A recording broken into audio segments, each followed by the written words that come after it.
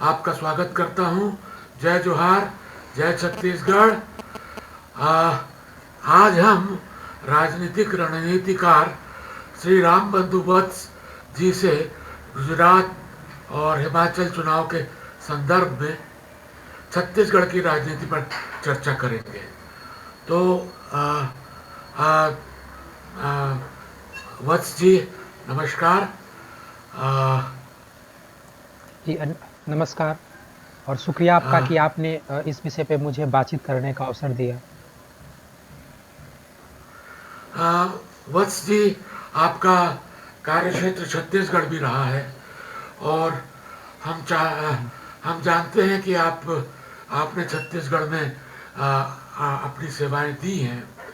तो छत्तीसगढ़ की राजनीति जो अभी चल रही है जैसी, उसमें एक बड़ी हड़बड़ाहट देखी जा रही है, क्योंकि गुजरात और हिमाचल का जो पैटर्न रहा है, तो छत्तीसगढ़ की राजनीति में टिकट वितरण को लेकर के क्या हो सकता है आपके हिसाब से, थोड़ा सा बताने का कष्ट करें।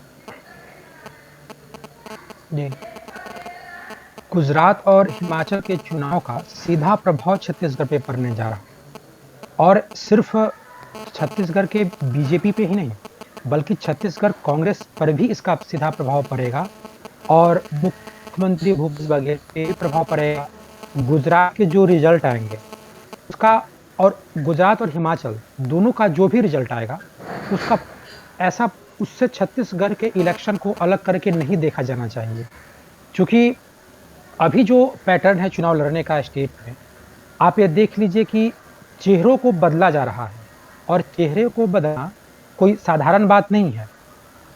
हिमाचल प्रदेश में भी चेहरे बदले गए हैं, गुजरात में भी चेहरे बदले गए हैं। सबसे पहले हम ये बात समझते हैं कि चेहरा बदलना क्यों जरूरी होता है। आप पश्चिम बंगाल के चुनाव देख लीजिए, जहां वामपंथी लोग अपना चेहरा नहीं बदलते हैं, तो वहां के लोगों को ज्यादातर उन लोगों को टिकट मिल रहा है जो लोग 2 दशक या 3 दशक से चुनाव लड़ रहे हैं।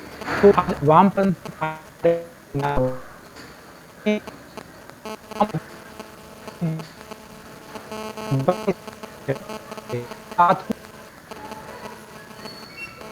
क्षमा करेंगे, थोड़ा सा व्यवधान हुआ।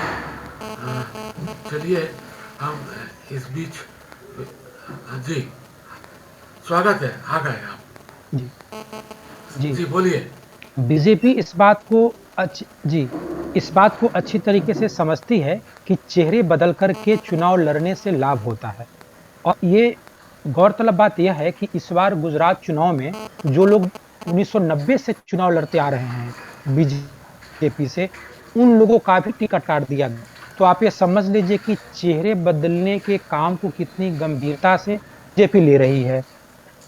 पूर्व मुख्यमंत्री विजय जी, पूर्व शिक्षा मंत्री भूपेंद्र जी, पूर्व उप मुख्यमंत्री नितिन पटेल जी, गुजरात के पूर्व गृह मंत्री प्रदीप सिंह जी, इन सभी लोगों का टिकट काट दिया गया है।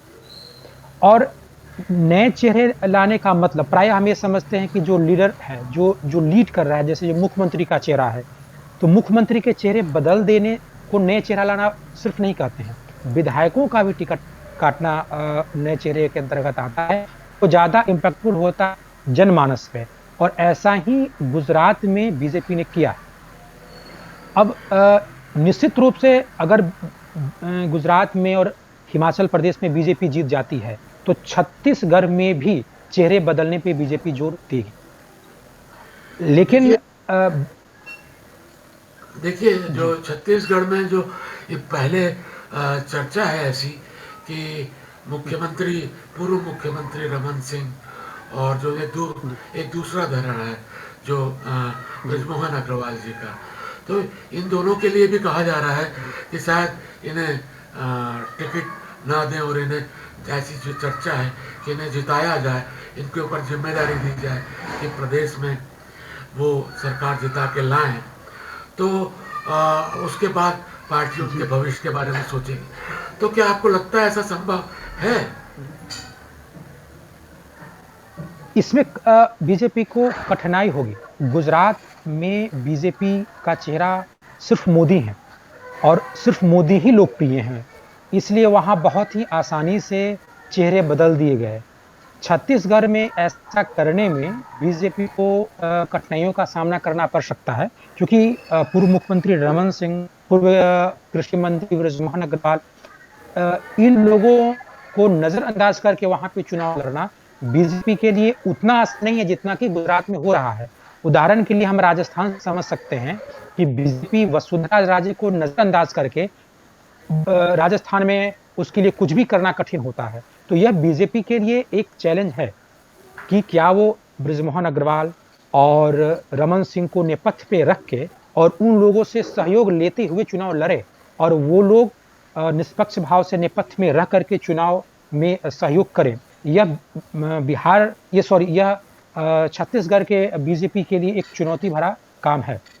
लेकिन सवाल यह है कि क्या बगैर चेहरे बदले या इन लोगों के चेहरे के भरोसे, रमन सिंह के चेहरे के भरोसे, बृजमोहन अग्रवाल के चेहरे के भरोसे वहां पे चुनाव लड़ना बीजेपी के लिए लाभप्रद होगा? तो निश्चित रूप से अभी वहां कांग्रेस की सरकार है, और हम ये देख रहे हैं कि गुजरात में भले ही बीजेपी चुनाव जीत जाए, लेकिन वो उतनी आसानी से चुनाव जीतते हुए नहीं दिख रही है। वहाँ आम आदमी पार्टी से बहुत ही कठिन टक्कर मिल रहा है।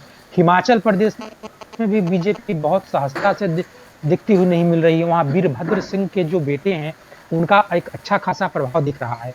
तो बीजेपी आप कहीं भी चुनाव लड़ रहे हैं तो वो बहुत कुछ आसानी से और सब कुछ मोदी के चेहरे के भरोसे हो रहा है, ऐसी बात नहीं है।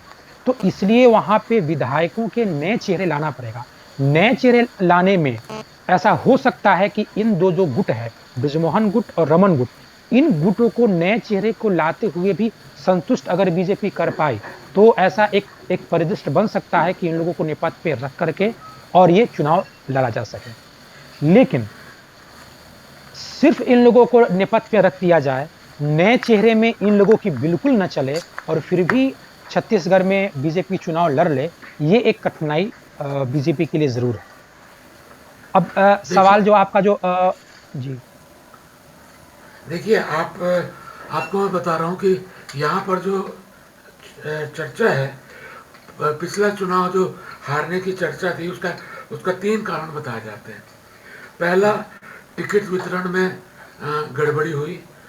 दूसरा, उनका कहना था कि ये कोई भी अपना मैनिफेस्टो नहीं ला पाए थे, केवल केंद्र के हिसाब से उन्होंने चला था।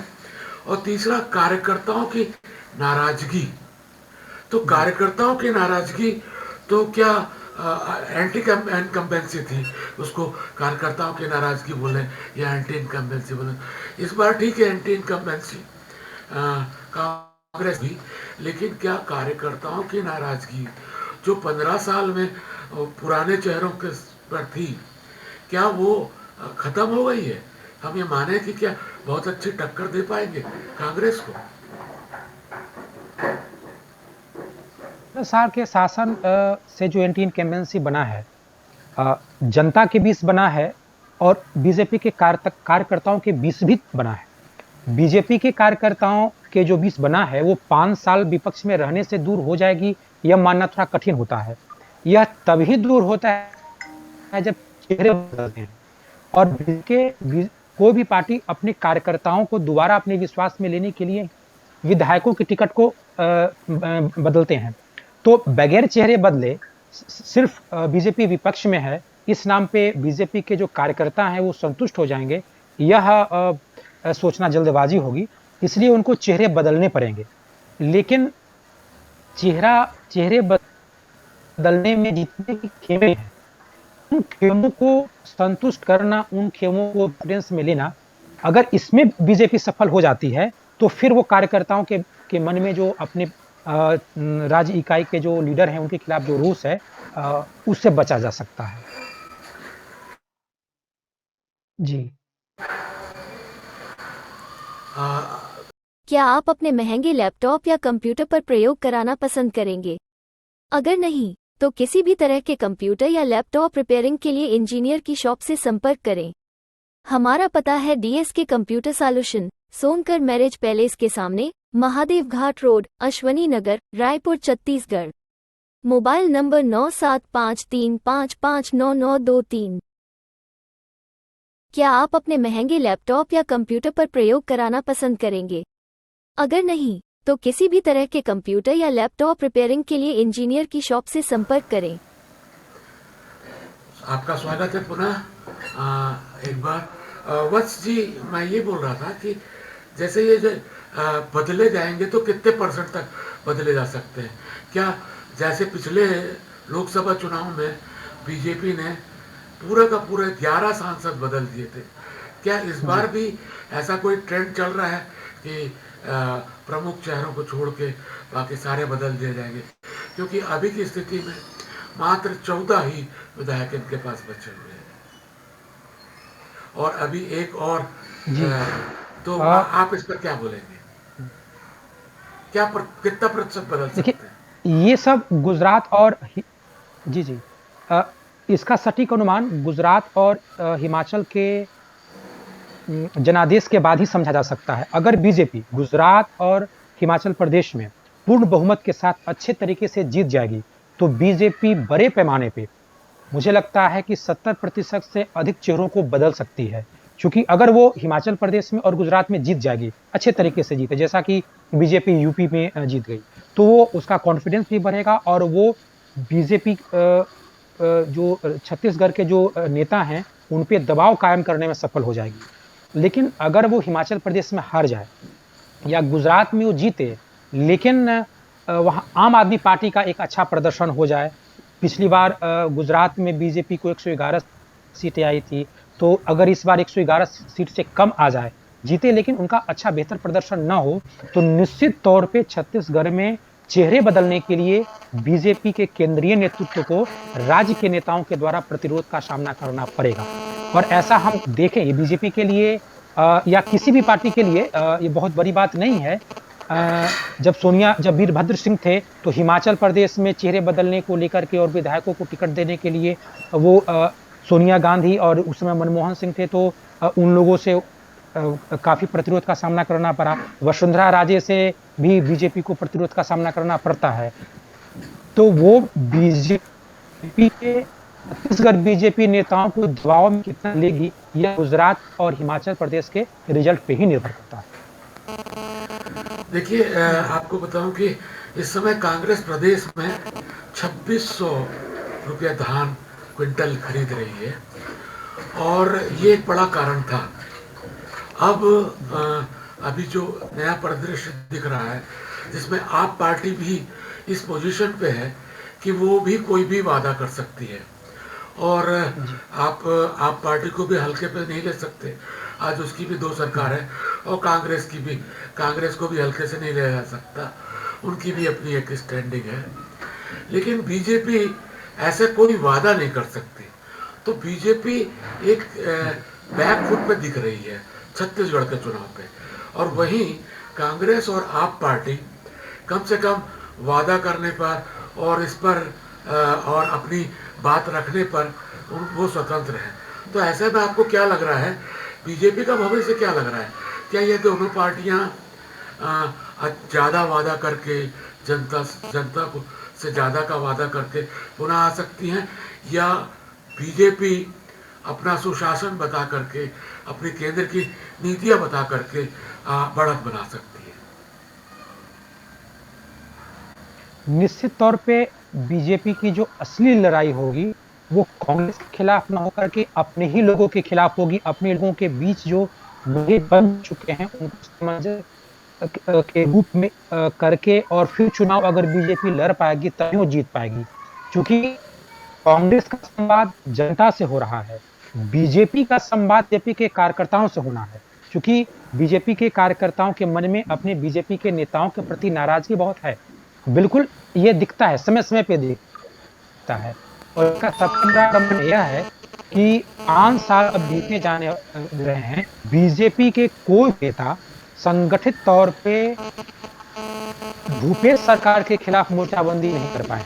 सरकार के 5 साल के कार्य में वो कुछ भी ऐसा नहीं बता पाए हैं कि उनकी कौन सी योजनाएं असफल रही, उनकी कौन सी नीतियों में कोई घोटाला हुआ या नहीं। 15 साल बीजेपी सत्ता में रही है, कुछ न, और वो नेता आज भी बीजेपी को छत्तीसगढ़ से कर रहे हैं, तो वो कुछ न कुछ तो कार्यशैली आज भी होंगे। वो ये बात नहीं बता पाए कि भूपेश बघेल के शासन में कौन-कौन सी कमियां हैं, कौन-कौन सी असफलताएं हैं। उन असफलताओं को लेकर के जनता और बीजेपी के बीच संवाद नहीं हो पाया। तो ये जो चुनाव है, जो सबसे बारीक बात यह है कि यह चुनाव आम आदमी पार्टी जनता को एड्रेस करेगी, कांग्रेस जनता को एड्रेस करेगी, लेकिन बीजेपी जनता को एड्रेस न करके वो अपने ही कार्यकर्ताओं को एड्रेस करेगी। इस तरीके से बीजेपी यहाँ पे सिमट गई है।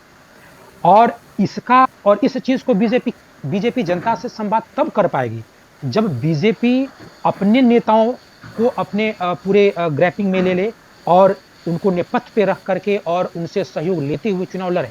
यह हालत तभी हो पाएगी जब हिमाचल प्रदेश में और गुजरात में बीजेपी को अच्छी सीटें मिले, पूर्ण बहुमत के साथ विजय हो। अगर हिमाचल प्रदेश में कांग्रेस की सरकार बनती है और अगर गुजरात में 111 से कम सीटें भी आती हैं, अगर गुजरात में हार जाएं तो तब तो बहुत पूरा परिदृश्य पूरे देश का बदल जाएगा। लेकिन हम ऐसा न माने कि गुजरात में अगर बीजेपी न भी हारे, लेकिन अगर वो 111 से कम सीटें लाती है, अगर वो 100 लाती है, तो भी बीजेपी को छत्तीसगढ़ चुनाव लड़ने में एक चुनौती का सामना करना पड़ेगा और उनकी मुख्य चुनौती होगी अपने कार्यकर्ताओं को ही एकजुट करना। और ये वही समस्या हैं जो दिल्ली में कांग्रेस के साथ हो रही है, जो अब तक गुजरात में कांग्रेस के साथ होती आ रही है कि पार्टी लगातार हारने वाली पार्टी जनता से संवाद कर ही नहीं पाती है। वो अपने कार्यकर्ताओं को एकजुट करने में ही उनकी सारी ऊंचाई खत्म हो जाती है। तो छत्तीसगढ़ में बीजेपी की हालत वही है जो दिल्ली में कांग्रेस की है या गुजरात में कांग्रेस की है। तो ये बीजेपी कैसे चुनाव लड़ पाएगी और वो कितना चेहरा बदल पाएगी, इस चीज़ को हम लोग अगर 5 दिसंबर के बाद बहुत बेहतर तरीके से समझ सकते हैं। एक बात हम और इसमें जोड़ना चाहते हैं कि गुजरात और हिमाचल प्रदेश के जो चुनाव का जो परिणाम होगा, उसका प्रभाव सिर्फ बीजेपी पे पड़ने वाला नहीं है, कांग्रेस में भी पड़ने वाला है। जैसे हम इस बात को इसलिए यहाँ पे रख रहे हैं कि अगर गुजरात में अगर आम आदमी पार्टी विपक्षी पार्टी के रूप में आ गई और कांग्रेस नहीं आ पाई, और अगर हिमाचल प्रदेश में कांग्रेस पार्टी जीत गई, तो हिमाचल प्रदेश में कांग्रेस पार्टी वीरभद्र सिंह के चेहरे पे चुनाव लड़ रही है। वहाँ के पोस्टर में सोनिया गांधी, राहुल गांधी के छोटे छोटे चेहरे हैं और वीरभद्र सिंह के चेहरे बहुत बड़े हैं, और बीजेपी की ओर से नरेंद्र मोदी के चेहरे बहुत बड़े हैं। वहाँ के मुख्यमंत्री या वहाँ के किसी नेताओं के चेहरे बड़े नहीं हैं। तो अगर हिमाचल प्रदेश में अगर कांग्रेस पार्टी जीत जाती है और अगर गुजरात में वो विपक्षी पार्टी के रूप में भी कायम नहीं रहती है, वहाँ भी आम आदमी पार्टी चुनाव जीत जाते हैं, तो ये माना जाएगा कि हिमाचल प्रदेश का चुनाव वीरभद्र सिंह के बेटे या वीरभद्र सिंह के चेहरे के नाम पे जीता गया। तो इसका प्रभाव छत्तीसगढ़ पे पड़ेगा। भूपेश बघेल के आत्मविश्वास में बढ़ोतरी हो जाएगी और छत्तीसगढ़ का चुनाव तब भूपेश बघेल के चेहरे पे लड़ा जाएगा। भूपेश बघेल यहाँ भी राहुल गांधी और सोनिया गांधी के छोटे छोटे चेहरे वाले और अपने बड़े चेहरे वाले पोस्टर छपवा सकते हैं।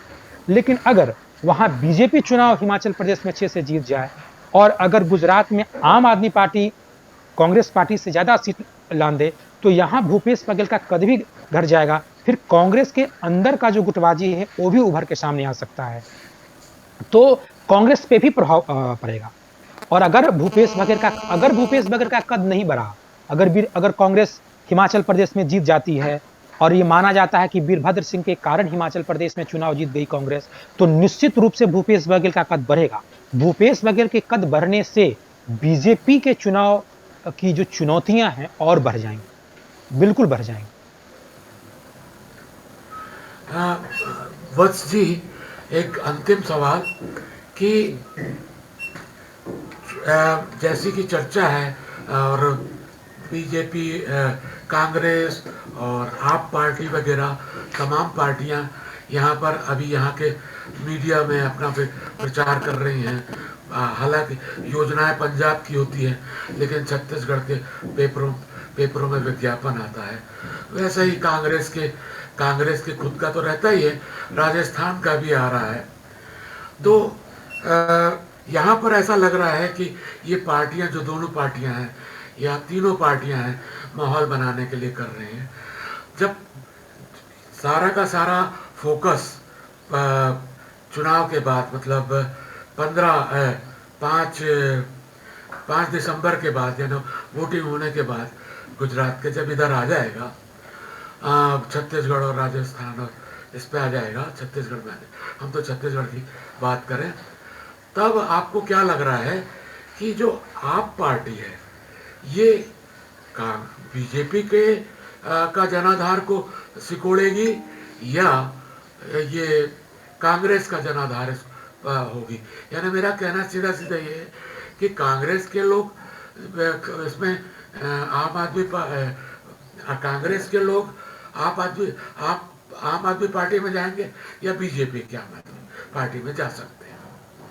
जी, आम आदमी पार्टी से जी, जहाँ तक मेरी समझ है, आम आदमी पार्टी से दोनों पार्टी कांग्रेस और बीजेपी दोनों को हानि होने वाला है।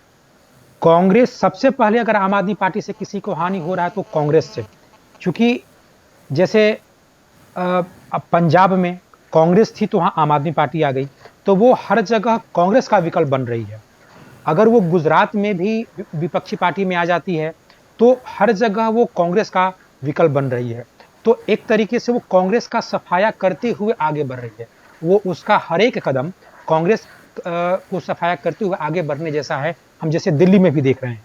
लेकिन एक बीजेपी के लिए भी बहुत बड़ी चुनौती है, क्योंकि आम आदमी पार्टी बीजेपी के जो नॉर्म्स हैं, बीजेपी के जो चुनावी नीति हैं, उनको पकड़ते हुए आगे बढ़ रही है। वो हिंदुत्व के जरिए बढ़ रही है। जैसा कि आप जानते होंगे कि गुजरात के चुनाव के परिप्रेक्ष्य में अरविंद केजरीवाल ने बोल दिया कि देश के नोटों पे लक्ष्मी और गणेश की तस्वीर हो। इतनी बोल्ड हिंदुत्व वाली बात तो न संघ बोल सकते हैं, कि संघ प्रमुख बोल रहे हैं, न बीजेपी बोल सकती है। तो कहने का मतलब यह है कि बीजेपी, अगर आम आदमी पार्टी का अच्छा प्रदर्शन गुजरात में हुआ तो बीजेपी को अपने हिंदुत्ववादी जो नीति है इस पे पुनर्विचार करना पड़ेगा। जैसे आज के समय में यह माना जाता है कि जब भी चुनाव के समय में हिंदू या मुसलमान के बीच का कोई विवाद छिड़ जाए, हिंदू बना मुसलमान हो, तो लाभ सिर्फ बीजेपी को होती है, कांग्रेस को नहीं होती है। हिंदू वोटों का ध्रुवीकरण होता है और क्षेत्रीय पार्टियों के वोटों का बंटवारा हो जाता है। हिंदू बना मुसलमान में लाभ सिर्फ बीजेपी का होता है। वैसे ही एक सिद्धांत बन जाएगा कि अगर बीजेपी हिंदू हिंदू करेगी तो उसका लाभ आम आदमी पार्टी को भी मिल जाएगा। हिंदुत्ववादी नीतियों में बहुत ही शानदार तरीके से अरविंद केजरीवाल सेंधमारी कर रहे हैं, दिल्ली चुनाव में भी किए और अब गुजरात में भी कर रहे हैं। तो ये बीजेपी के नीतियों के लिए चुनौती बनने वाली है। आम आदमी पार्टी कांग्रेस के जनाधार के लिए चुनौती बन चुकी है और बीजेपी के नीतियों के लिए लंबे समय तक हिंदुत्ववादी नीतियों के सहारे बढ़ी है। जी जी वत्स जी, आपका बहुत बहुत धन्यवाद, आप हमारे चैनल पे आए। जी, आपका भी शुक्रिया। आप इतने छत्तीसगढ़ के खुद सीनियर पत्रकार हैं और मुझे बातचीत करने का मौका दिया।